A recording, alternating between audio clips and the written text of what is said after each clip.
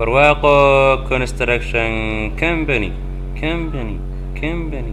haddii aad bina dheer iyo dhismahay bilicdiisu basarka u qancinayso boqortooyo la moodo qofka maalin ku baydhay bidhaantiisa arkaana baraasiil bartankeedii mabaareys baa odhanayo haddii aad u buseesho baahidaadu ahayd in aad beledkaaga bartankiisa ka taagto barwaaqa kuu ballan qaado basarka ugu dhisaysee orad booqa xafiiska bandhigaaga u sheego barwaaqo construction company. shirkadda barwaaqo oo looga bartay dhismayaal tayar islamarkaana binadooda iyo bilicdooduba sarrayso waxay ugu bishaaraysaa dhammaan bulshaweynta ku dhaqan caasimadda hargeysa nawaaxigeeda inay ku hirgelin doonto dhismo kasta oo aad calmato islamarkaana ku cajabiya laguguna dhisi doono si heer sare ah